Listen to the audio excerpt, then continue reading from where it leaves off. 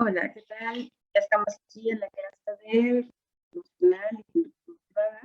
Como te había comentado, pues nos vamos a basar más en la conducta motivada, en la conducta en general, dado que en clases de psicología, pues ya va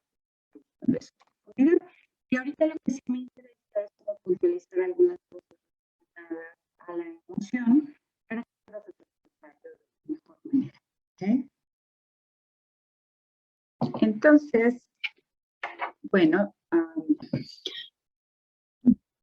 y algo importante es tratar de definir lo que son las emociones, ¿cierto? Es una de las respuestas que los individuos tenemos cuando percibimos algo de nuestro medio ambiente. Y por ahí me gustó una frase que acuñaron desde 1962, Wenger, Jones y Jones, en donde explicaban que casi todo el mundo piensa que sabe lo que es una emoción hasta que intentamos definirla, ¿no? En ese momento prácticamente nadie afirma poder entenderla, porque las emociones son algo sumamente abstracto.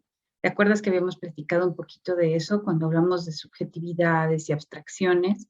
Lo abstracto, pues en cuanto lo queremos definir, se transforma en concreto y deja de ser, ¿no? Cuando yo te digo, sabes que amas, no sé, a tu mamá o a tus hijos, todo el mundo dice sí, inmediatamente, ¿no? O sea, saben que aman. Sin embargo, cuando les pregunto, ¿cómo sabes? ¿Cómo te das cuenta que eso que sientes es amor? ¿No? Entonces ya cuesta muchísimo más trabajo poner en orden el pensamiento y tratar de definirlo. Y aun cuando lo definamos, queda chiquito, ¿cierto? No alcanzamos a llenar con palabras el sentimiento que estamos teniendo, ¿cierto?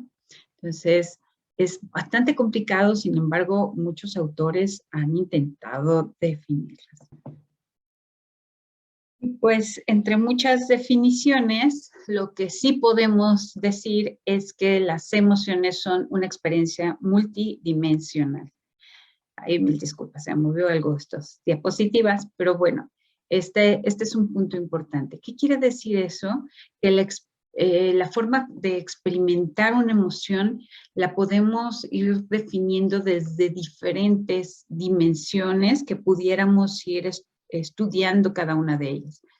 Obviamente esto rebasa lo que podría ser la clase, así que simplemente vamos a hablar de manera general sobre esto, y si quieres ir a leer un poquito más de este artículo, te lo dejé en el apartado de para saber más y ahí lo podrás leer con calma. Pero bueno, para poder definirlo como una experiencia multidimensional, diríamos cuáles son esas emociones. Perdón, cuáles son esas dimensiones. Y entonces podemos decir que tendría una parte cognitiva, subjetiva. ¿Qué quiere decir cognitiva? Acuérdate que tiene que ver con los estilos de pensamiento o con las cosas que le vamos a poner también atención, que las vamos a llevar a la memoria, etcétera, etcétera. Todo lo que pensamos acerca de eso sería una dimensión emocional. Por otro lado, esto, como bien lo dice aquí, tiene esta parte de la cognición, pero de manera subjetiva, porque, como ya te lo había comentado hace ratito, en cuanto lo ponemos en algo objetivo, en algo concreto, deja o pierde todo el sentido de lo que de verdad queríamos decir. Los poetas han intentado transformar la expresión de las emociones en poesía para tratar de definirlas. Sin embargo, aún así no logran llegar a la fuerza o a la intensidad o a la representación total de lo que es la emoción, ¿no? Por otro lado, la otra dimensión de las emociones es una forma de respuesta de conducta o de expresión, es expresivo. La dimensión conductual expresivo es la forma como vamos a expresar lo que estamos sintiendo. Por ejemplo, la tristeza la podemos expresar con llanto o bien con ciertos músculos que vamos a ir manejando. Algo que han hablado mucho los investigadores es que de manera universal los seres humanos tendemos a expresar facialmente las emociones igual, sin importar la cultura en la que nos encontremos. Es decir, el enojo se puede expresar con fruncir el ceño, en apretar la boca, el orbicular de los ojos, ¿no? Todas las culturas hacen esa expresión cuando están enojados, ¿no? O cuando estamos tristes, podemos levantar las cejas, ¿no? Hacemos el triangulito de aquí y levantamos un poquito, podemos ver hacia abajo, ¿no? Y nuestra boca la llevamos hacia abajo y entonces eso, todas las culturas, toda la humanidad expresa así las emociones. También, bueno, con cierta postura del cuerpo, también se expresan de cierta manera. Y por otro lado también la conducta, ¿no? El tender a golpear cuando estamos enojados o a defendernos cuando estamos asustados, pues también son conductas que se presentan de manera generalizada en los seres humanos. Y por último, la otra dimensión que nos da esta cuestión emocional es aquella fisiológica adaptativa, ¿no? Entonces, cómo nuestro cuerpo va a provocar alteraciones bioquímicas internas para adaptarnos a la situación o a la experiencia que estamos viviendo.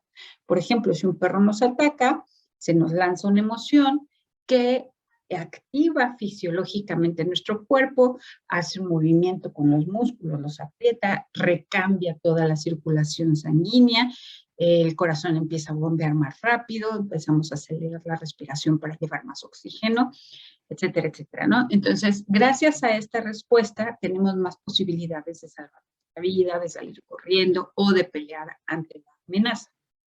Por otro lado, podemos decir que las emociones son omnipresentes a todo proceso psicológico, ¿no?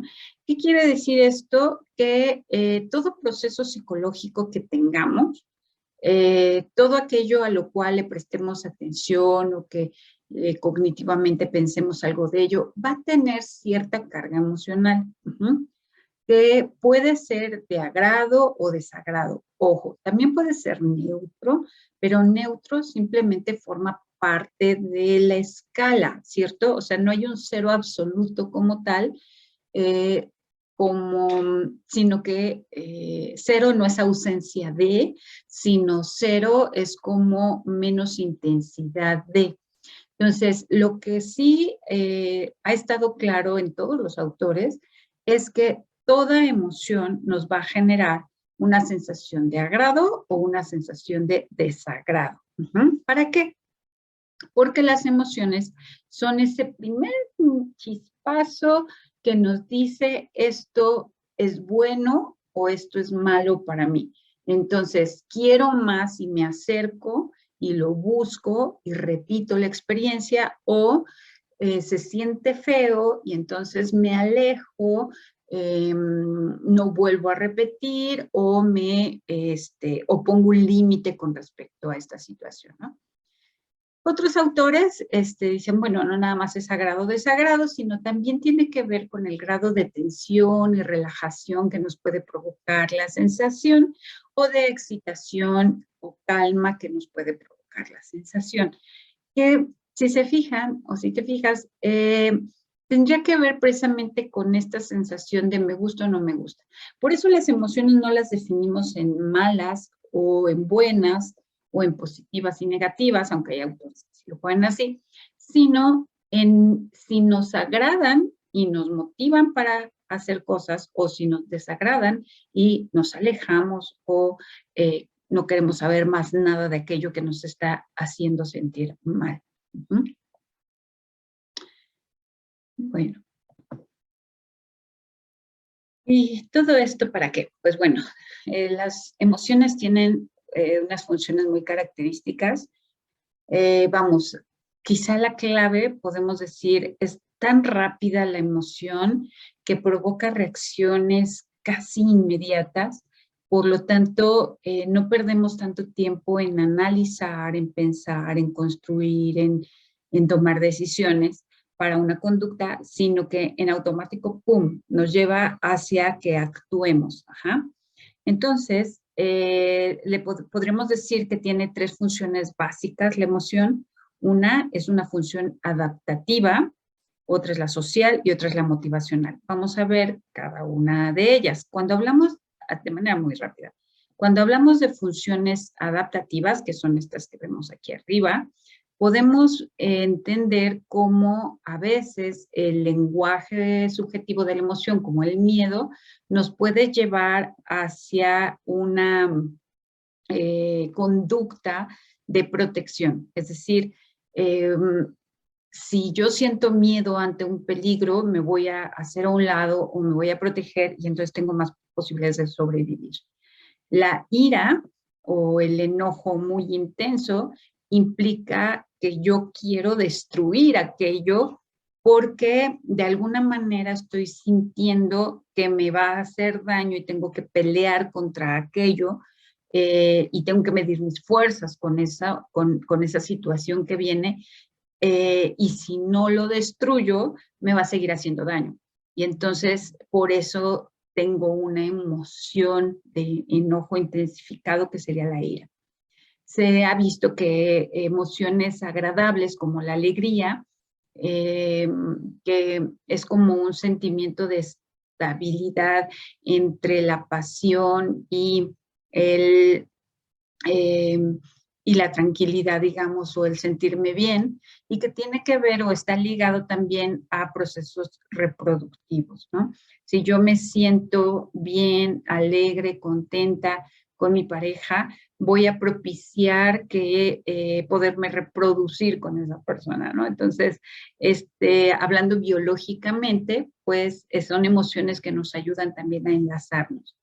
La tristeza tiene que ver con un proceso de reintegrarnos hacia nosotros mismos, ya que tiene que ver con que algo no salió como yo esperaba y me estoy culpando a mí mismo o fue parte de mi responsabilidad y entonces necesito como reordenarme en qué cosas me equivoqué, qué cosas no hice bien para poder tener mejores opciones para la próxima vez que me enfrente a una experiencia parecida.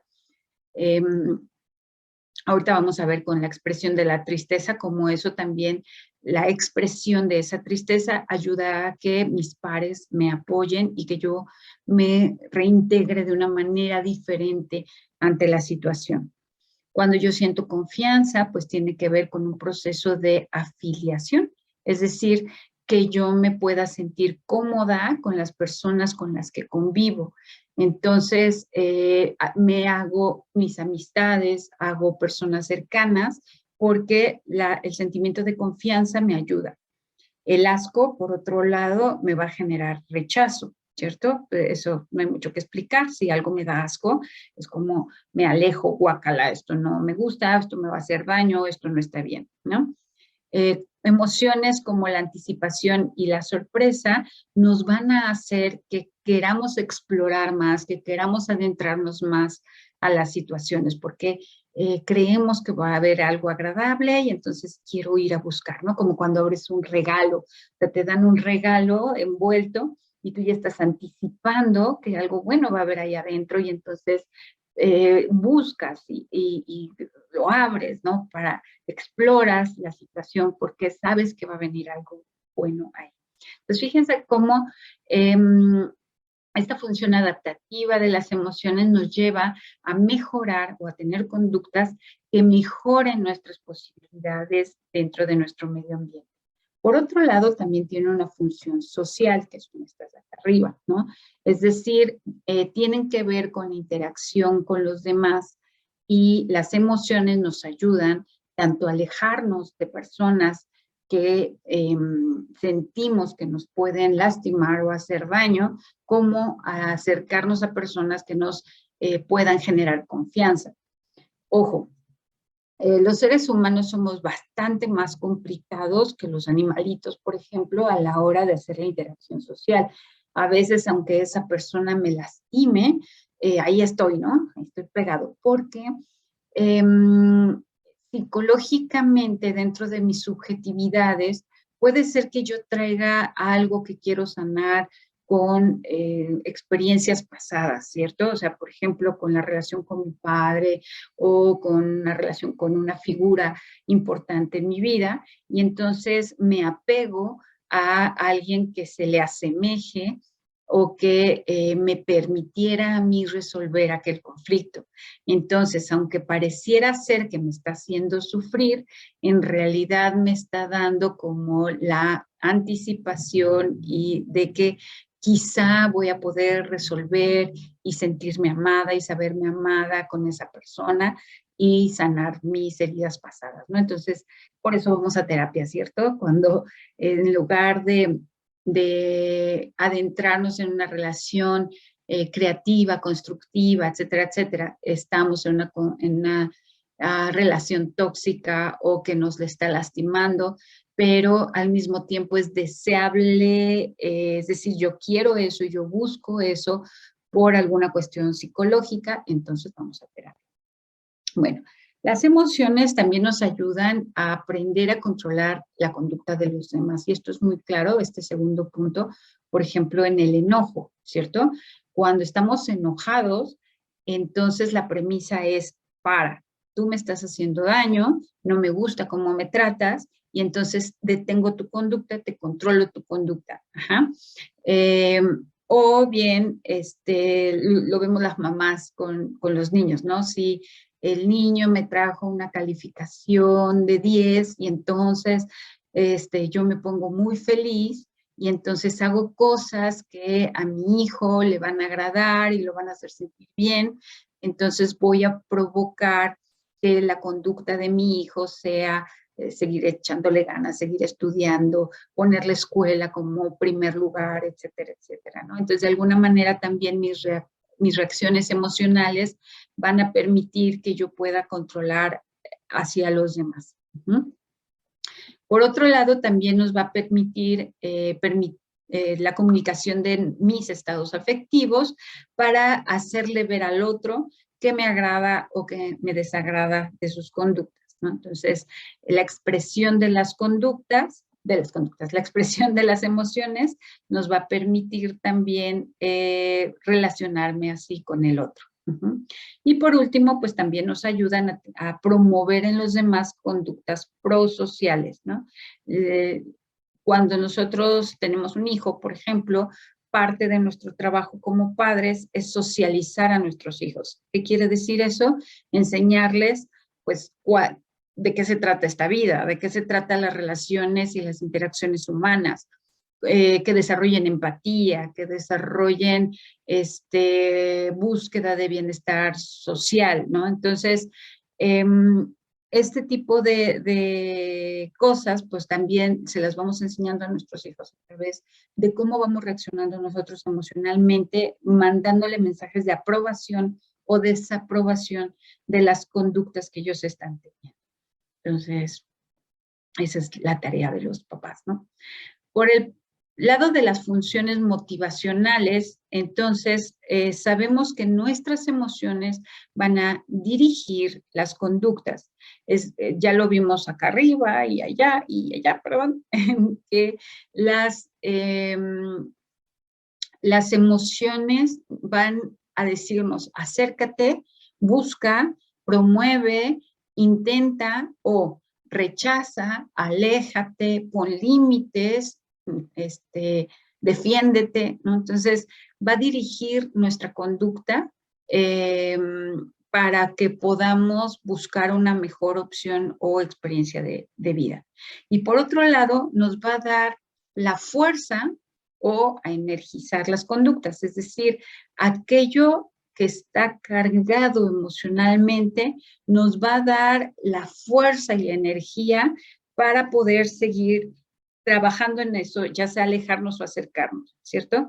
Si yo tengo no sé, me encanta el pastel de chocolate de una pastelería que queda del otro lado del otro lado de la ciudad, y me choca manejar, y me choca el tráfico, y yo sé que es súper difícil llegar allá y que me voy a tardar 1000 años, y lo odio. O sea, cada vez que voy en el carro, termino con dolor de cabeza, me engento, me peleo con los otros carros. Bueno, sin embargo, tengo dos emociones ahí, ¿no? Una emoción que me dice, no vayas.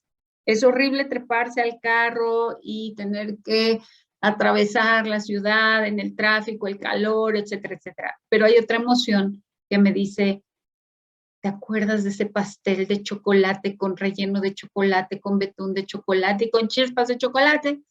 Deliciosísimo. Y entonces, sí, la anticipación de yo comerme ese pastel de chocolate, ya hasta salí de, ahorita me voy por mi pastel. Si la anticipación de irme por el pastel le gana a la motivación de rechazo del tráfico, entonces voy a ir por mi pastel de chocolate. Me va a dar la energía suficiente para poderme ir por mi pastel de chocolate. Entonces, en la vida hacemos eso. Si aquello que nos motiva es más fuerte, si la emoción nos genera la motivación para hacerlo, nos va a dar la energía de hacerlo, a que si no tuviéramos esas sensaciones. Bueno, y ahora vamos a ver un video que vi en YouTube que me gustó mucho. Está sencillo, está claro, está muy bien grabado, sobre las estructuras del sistema límbico y cómo estas hacen todo el proceso para generar las emociones. En caso de que no se vea bien el video, por ahí en las descripciones o en el saber más, te dejé los links al video de YouTube y así lo vas a poder ver mucho mejor. Ok, y ahora un momentito, déjame. Aquí está. Vamos a verlo.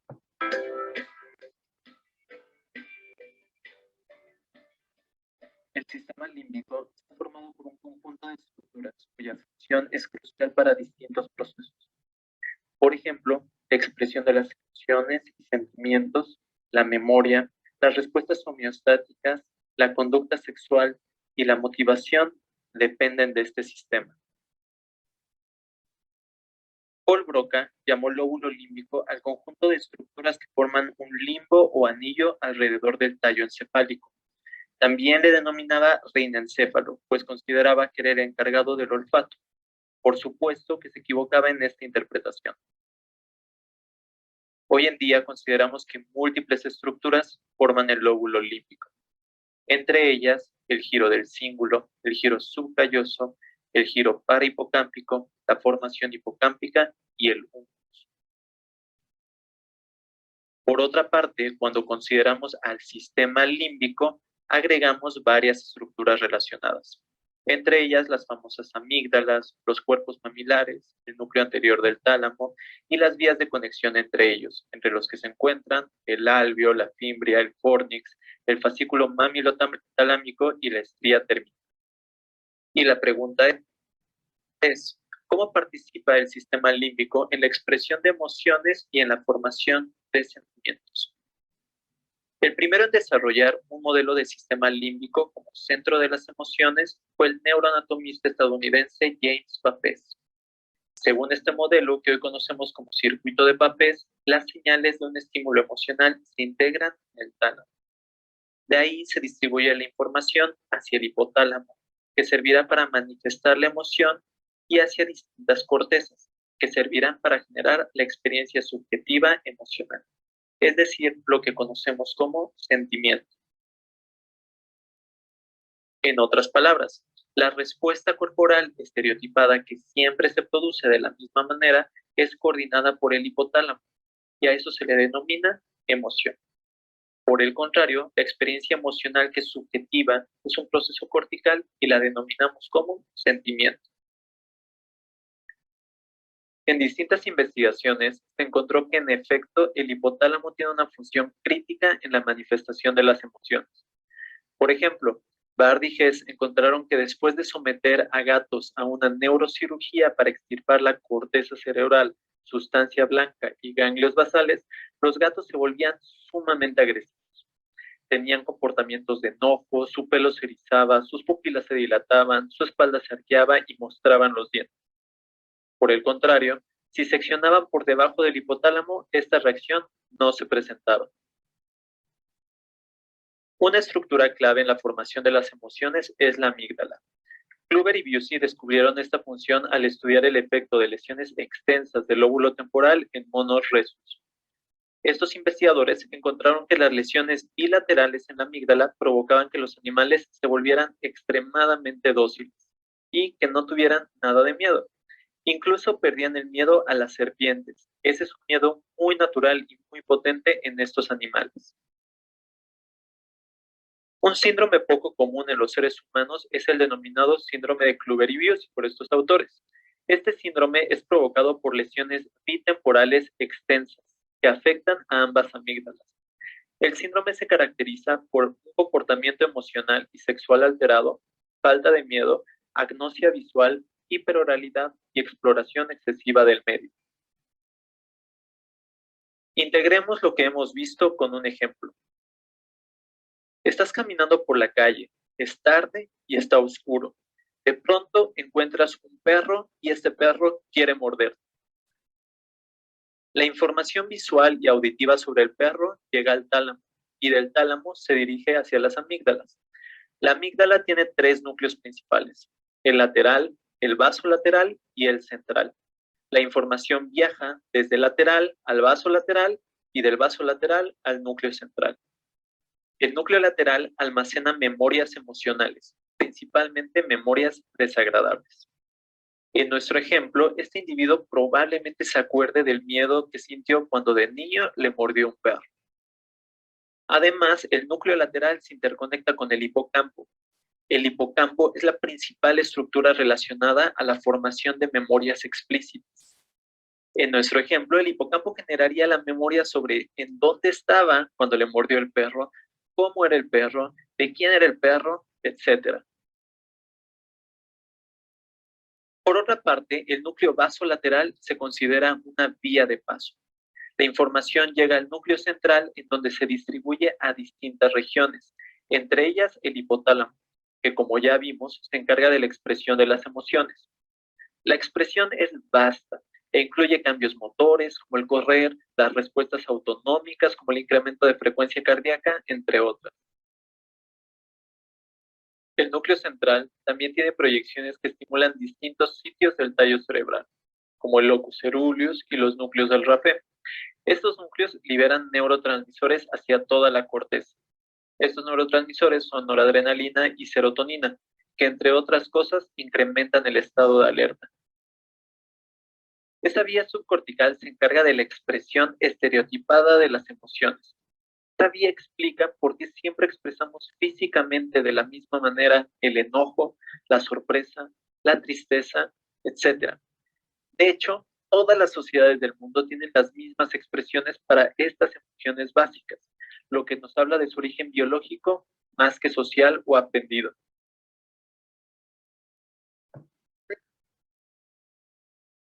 Mil disculpas, tuve que detener el video, pero bueno, vamos a seguir a partir de aquí. Un momentito, nada más en lo que...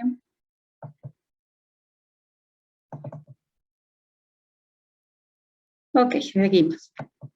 Finalmente tenemos la vía compleja de la formación de los sentimientos. La información pasa desde el tálamo a distintas regiones corticales.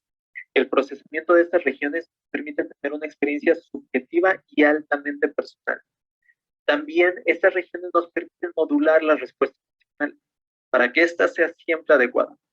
Las cortezas implicadas incluyen la corteza prefrontal, la corteza del cíngulo y la ínsula. En resumen, el sistema límbico nos sirve para muchas cosas. El sistema límbico está formado por múltiples estructuras, incluyendo al lóbulo límbico y regiones relacionadas. Una emoción es la expresión estereotipada de un sentimiento, y un sentimiento es la sensación subjetiva interna. Las emociones son codificadas por vías subcorticales que incluyen a la amígdala y al hipotálamo, mientras que los sentimientos por vías corticales complejas. Muy bien, bueno, voy a dejar. Bueno, entonces lo que ahorita vamos a ver es un video en relación a cómo en ciertas personas que tienen una como formulación distinta en el proceso de las emociones y de las percepciones, como son las personas dentro del trastorno del espectro autista.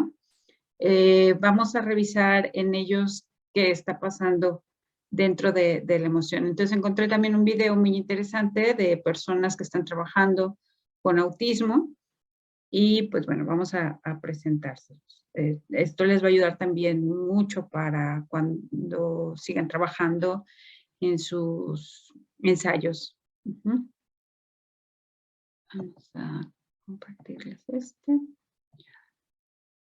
Listo.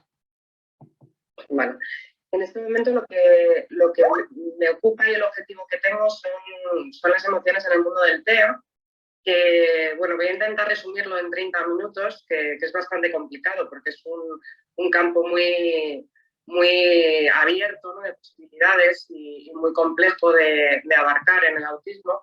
Y siempre me gusta iniciar un poco la temática de las emociones en el autismo haciendo referencia a cómo son las emociones en el ser humano en general, ¿no? Y bueno, es importante hacer hincapié en que el ser humano está programado para ser social, está programado para ser una persona dirigida a las emociones y a la interacción con los demás, ¿no? Entonces, bueno, por eso ponía aquí este rotulillo de somos seres radicalmente dirigidos a estímulos sociales. Preferimos desde que nacemos la voz humana, preferimos los estímulos sociales, nos dirigimos a personas que nos hacen carantoñas, caricias, que nos miran.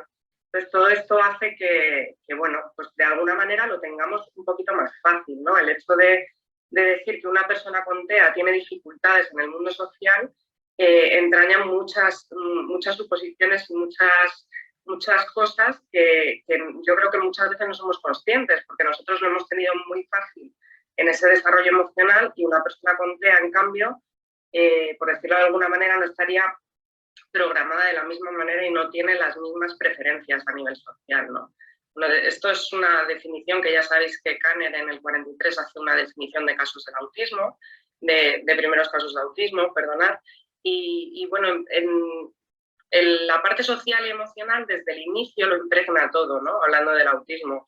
Esta es una de las definiciones que podemos coger, pero bueno, todos cuando convivimos con una persona con autismo vemos que es cierto que lo impregna todo este campo socioemocional, ¿no? Entonces, en esta primera definición, pues nos podemos encontrar con definiciones como que estaba más feliz cuando se le dejaba solo, casi nunca lloraba para pedir ir con su madre, no parecía notar el regreso de su padre a casa y le eran indiferentes las visitas de sus familiares, no muestra ninguna reacción aparente cuando se la acaricia, etcétera, etcétera, etcétera.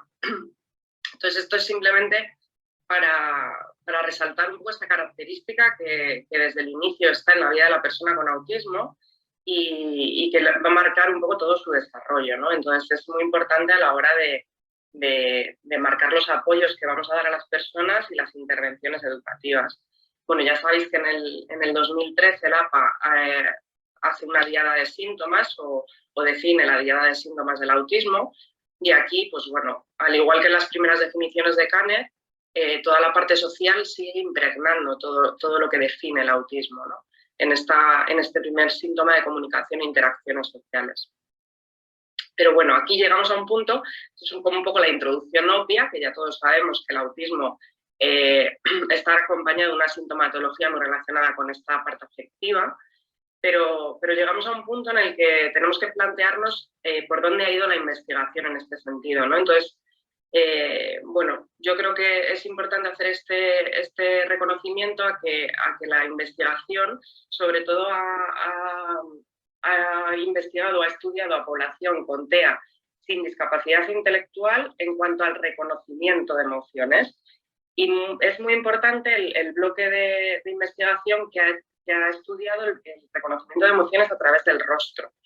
Entonces, bueno, esto es una pequeña parcelita de este mundo afectivo en el autismo, pero bueno, pues eso es una pequeña parcela, hay muchísimo campo por explorar y hay mucha investigación que hacer para seguir caminando en este sentido y seguir ayudando o perfilando cómo es una persona con autismo a nivel emocional para poder hacer una intervención, un apoyo adecuado. Entonces ahí nos queda un poco la parte de expresión. También hay que investigar cómo se expresan las personas con autismo a nivel emocional, cómo autorregulan esas emociones a nivel interno y cómo las vivencian, ¿no?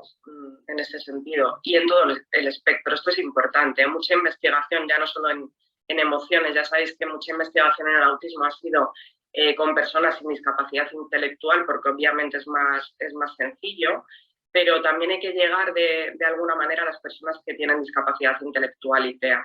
Y esto es un reto que tenemos por delante y a nivel emocional muchísimo más.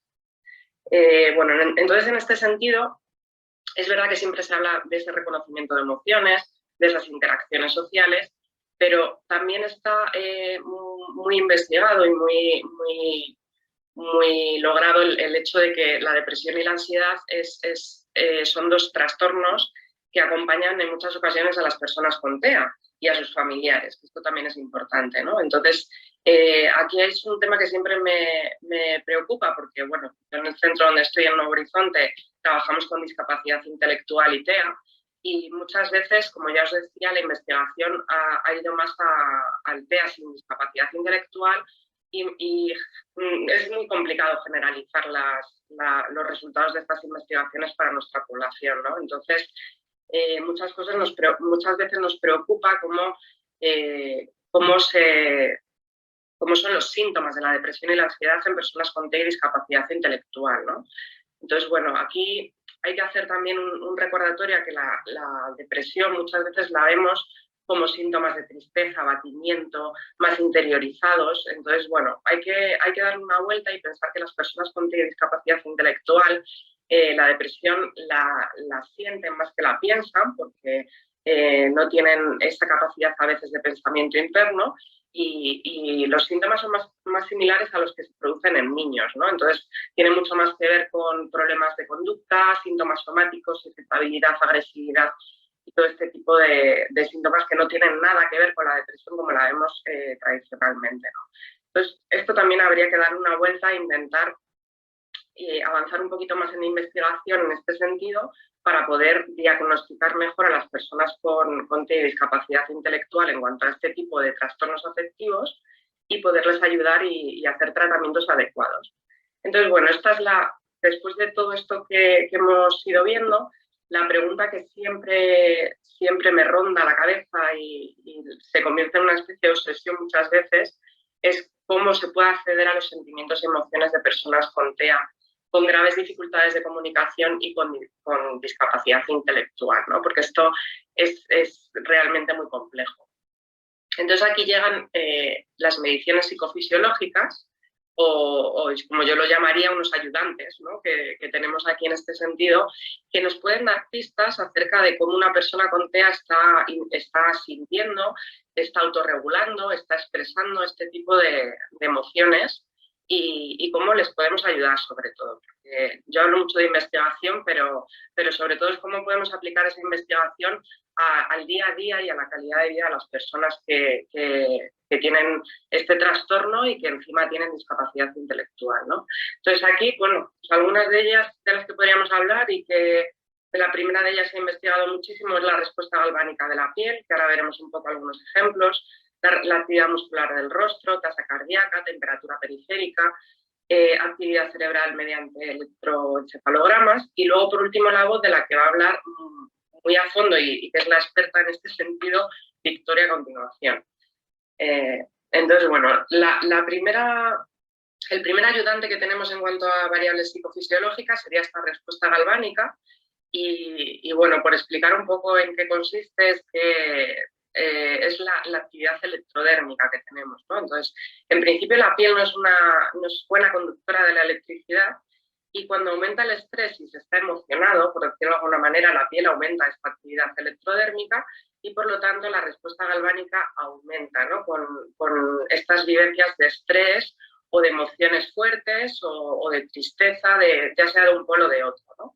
Entonces, bueno, tenemos aquí otro ayudante, mucho mejor, que sería este tipo de dispositivos, en este caso es la E4 empática, pero bueno, existen muchos dispositivos de este tipo y cada vez más, por los avances en la tecnología y en la ciencia, que nos ayudan a ver qué variables se están activando o de qué manera se están activando estas variables en una persona. Y además son dispositivos que antes veíais los dos sensores en los dedos, que esto es bastante invasivo, pero en este caso este tipo de dispositivos es muy poco invasivo. Entonces, bueno, son aproximaciones que nos están sirviendo mucho en el día a día y en las intervenciones. Entonces, bueno, este es un ejemplo de lo que os contaba de la respuesta galvánica para que podáis ver un poco de lo que os hablo. Este es un experimento que hago yo con los alumnos en clase de vez en cuando. Entonces, bueno, les pongo el reloj en un momento dado, estoy yo hablando media hora y continúo con la clase y entonces la respuesta galvánica, que es la línea de arriba, la azulita, empieza a disminuir porque ya se relaja. Al principio está muy alta porque dice, bueno, pues esta ¿qué va a hacer conmigo? Va a experimentar, ¿no? Que pues esa incertidumbre de qué va a pasar ahora cuando me ponen la pulsera, pues hace que aumente esa respuesta galvánica.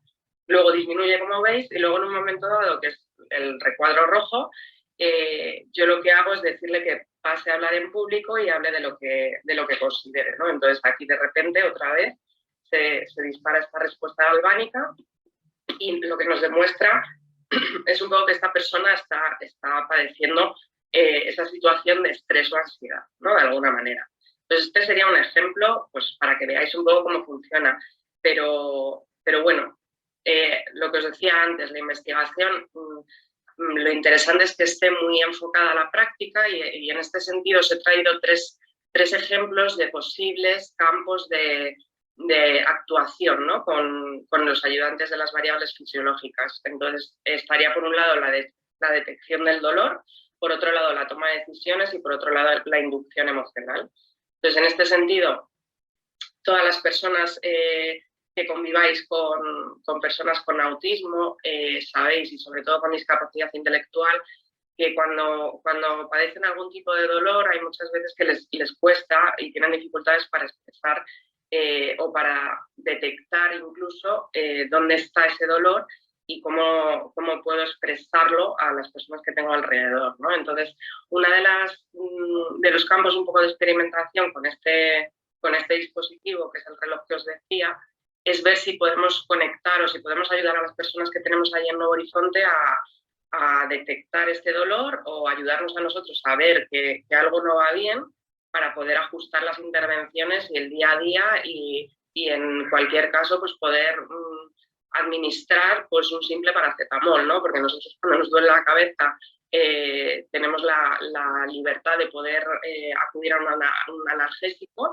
pero bueno, ellos muchas veces necesitan nuestra mediación, ¿no? Entonces se complica todo tanto que la expresión y la gestión del dolor en ellos, bueno, es complicada muchas veces. Entonces, en este sentido, este es un ejemplo de uno de los chicos que bueno, lo que estamos haciendo es hacer mediciones con esta pulsera en las visitas al médico y ver si su línea base, cuando ellos están tranquilos, se diferencia de cuando ellos tienen algún tipo de dolor objetivo. Pues si la doctora ve que tiene la garganta súper irritada y que eso evidentemente tiene que doler y está acompañado de una respuesta galvánica, de una temperatura periférica, de una tasa cardíaca distinta, pues nos está dando pistas de que luego, cuando detectemos esas variables de esa manera, podemos estar vivenciando que esa persona tiene dolor, ¿no? Entonces, esto se acompaña de un cuestionario que ellos intentamos que rellenen acerca de lo que tenéis ahí a la derecha, del dolor que siente,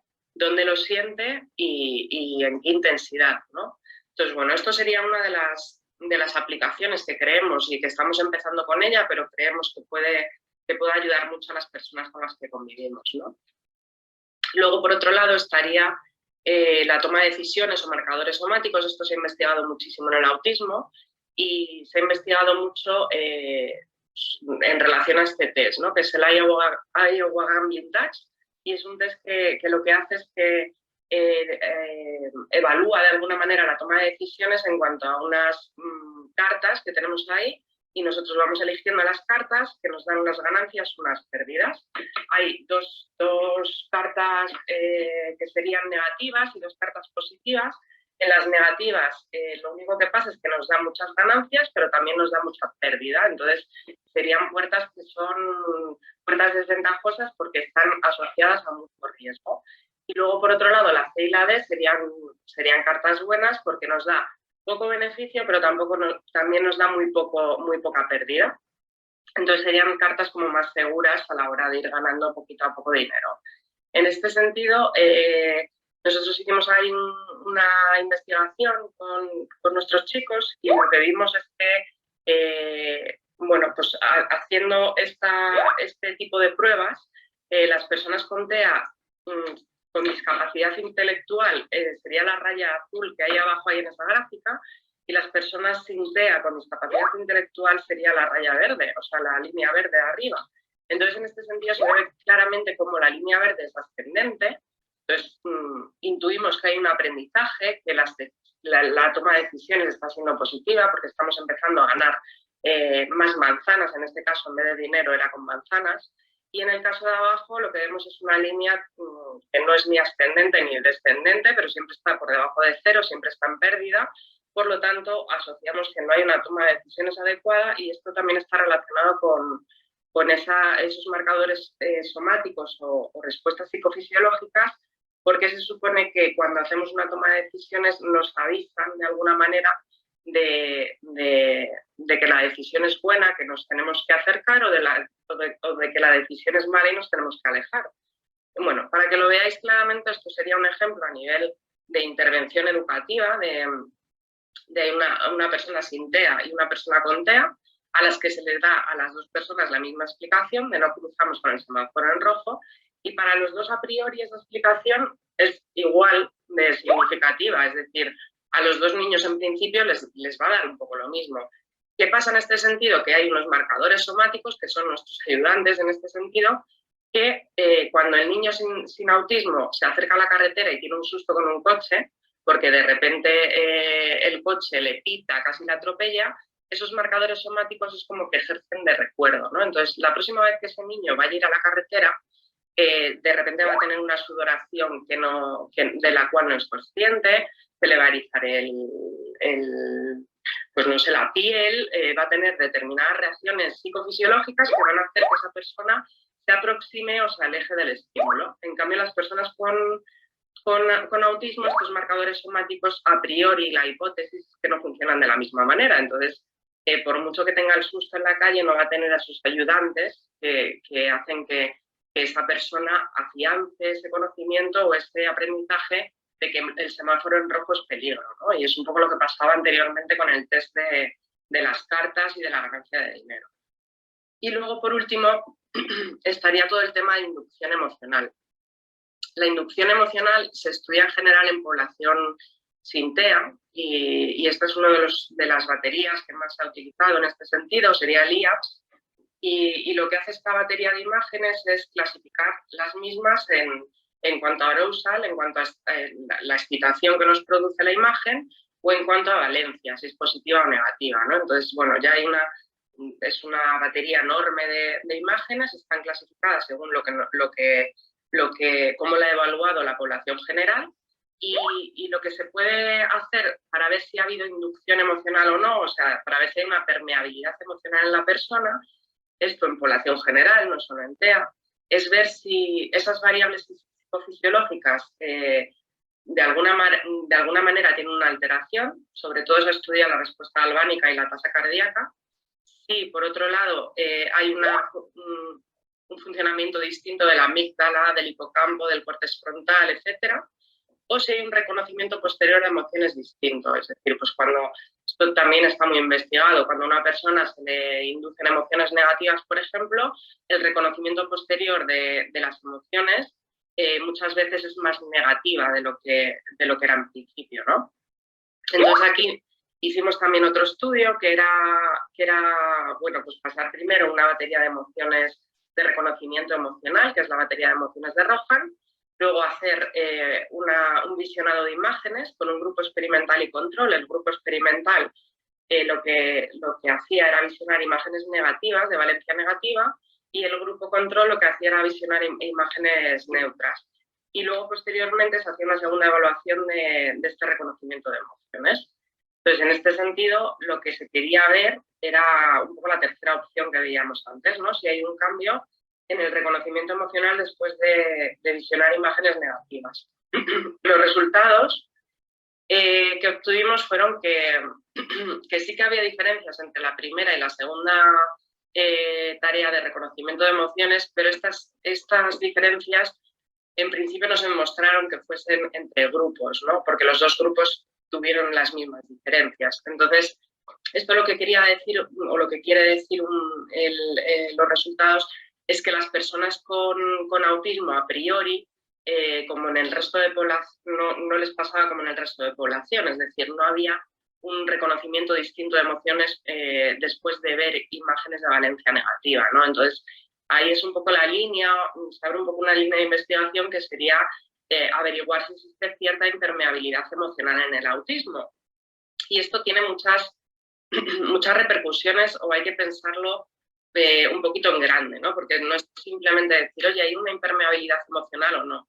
Yo cuando estaba pasando las imágenes a los grupos, ¿no? de allí del centro, lo que veía es que muchos de los chicos realmente cuando una de las imágenes así más impactantes de la batería es a lo mejor una pierna amputada, ¿no? De una persona, la típica imagen de guerra con un miembro amputado, bueno, pues es bastante dramática, ¿no? Entonces esto se supone que va a generar pues una excitación en la persona y un desagrado y bueno, una serie de cosas que la población general está produciendo, ¿no?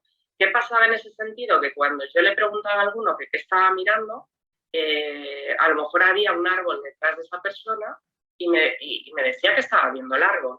Entonces, todo este tipo de cosas hay que tener mucha precaución porque ya sabemos que las personas con autismo muchas veces estamos, bueno, esa es mi percepción un poco, muchas veces estamos evaluando cosas que creemos que es el objetivo de la investigación y muchas veces lo que está pasando es otra cosa. Y en este sentido, probablemente lo que estaba pasando era otra cosa, que la imagen que generalmente la población se va a la pierna amputada, a lo mejor en las personas con autismo se están yendo a otro plano de la imagen, ¿no? Entonces esto, bueno, tiene repercusiones a todos los niveles y a nivel de intervención, por supuesto, porque muchas veces nosotros estamos poniendo una serie de tareas educativas en mesa o en un dispositivo digital y estamos pensando que la persona está mirando donde yo quiero que mire, ¿no? Y muchas veces eso no pasa. Entonces no es que esté haciendo la tarea mal o que no esté preparado o que no tenga capacidades para hacerlo. Probablemente a lo mejor tenemos que limpiar mucho más la escena, tenemos que hacer una colocación distinta de los elementos, tenemos que adecuar a cada uno cómo estamos interviniendo y cómo estamos posicionando todas las tareas, ¿no? Entonces, bueno, en este sentido yo creo que es importante reflexionar. Entonces, bueno, como conclusiones de esta aproximación, porque ya os digo que el mundo de las emociones y el TEA es muy amplio, yo miro a esta parcelita de variables psicofisiológicas y de posibles aplicaciones, pero como conclusiones yo creo que lo importante es ver que la afectividad y el entorno social son nucleares para la calidad de vida de cualquier persona, por lo que es un área de intervención muy importante en los TEA. Y aquí rescato un poco las diapositivas del inicio. Tenemos que tener en cuenta, y ya que nos caracterizamos por ser más empáticos, ¿no? Tenemos que tener en cuenta desde la parte profesional y la parte que acompaña a la persona con TEA en su desarrollo, que ellos no están programados socialmente. Por lo tanto, no es que no quieran, no es que no disfruten, sino que simplemente tienen unas barreras que nosotros ni nos imaginamos que existen, porque si nos imaginamos que desde que somos pequeños, desde que nacemos, estamos totalmente dirigidos a entornos sociales, a la otra persona, a las emociones, a todo este tipo de contextos socioafectivos, al final lo hemos tenido muy fácil, ¿no? Y nadie nos ha dicho, yo no recuerdo a mi madre diciéndome, oye, tienes que ver a la tía que si está con una sonrisa es que está contenta contigo, pero si de repente has roto el jarrón, y pone una mueca de enfado, es que, claro, tienes que regular el comportamiento. A mí nadie me ha explicado eso. Y generalmente a los niños, hay veces que, bueno, les puedes dar alguna pista, ¿no? Pero generalmente no haces una intervención en ese sentido con un niño que no tenga autismo, ¿no? Entonces, tenemos que ser conscientes de lo difícil y de lo realmente engorroso que es el desarrollo de una persona con TEA que no está preparada o programada desde el inicio para ver todo este tipo de estímulos y de detalles, ¿no? Y hay que ser muy empáticos con ellos y hacer intervenciones de calidad. Luego, por otro lado, la segunda conclusión es que la investigación ha tenido en las últimas décadas, como ya hemos visto, un foco muy puesto y unos objetivos muy puestos en el reconocimiento de emociones en personas con TEA, sobre todo sin discapacidad intelectual. Y esto ya lo he dicho muchas veces, pero es verdad que cuando trabajas con personas con TEA con discapacidad intelectual y muchas sin lenguaje verbal, es algo que llega a ser, como os decía antes, bastante obsesivo, ¿no? El hecho de decir, ¿cómo puedo acceder a ellos? ¿Cómo puedo intervenir de una manera adecuada? Porque evidentemente no nos sirven los paquetes de intervención estándar a nivel emocional. Y cómo puedo ayudar a la persona a desenvolverse en un espacio social, ¿no? Entonces aquí yo creo que tenemos que dar una vuelta y tenemos que plantearnos que un reto de la investigación a día de hoy es intentar, en la medida de lo posible, utilizar todo lo que tenemos a nuestro alcance y todo lo que hemos llegado en ciencia en otras disciplinas para intentar ayudar a las personas con estas características. Y luego, por otro lado, bueno, es un poco lo mismo, esa necesidad de aproximarnos a personas con autismo y discapacidad intelectual, pues eso, desde ya no solo el reconocimiento de emociones, sino desde la expresión, la autorregulación, cómo estás sintiendo, lo que hablábamos antes de la depresión, ¿no? De cómo esa persona experimenta trastornos que nosotros clásicamente pues identificamos con unos síntomas muy característicos y de repente cuando nos encontramos con una persona con discapacidad intelectual tenemos que cambiar el prisma, no tienen que cambiar ellos, tenemos que cambiar nosotros el prisma y decir, no, ¿cómo se está representando este tipo de trastornos afectivos en las personas con autismo, ¿no? Entonces, tenemos que salir de nuestra propia piel, de nuestros propios pensamientos y focos y ponernos mucho en la perspectiva y en el perfil de este tipo de personas. Bueno.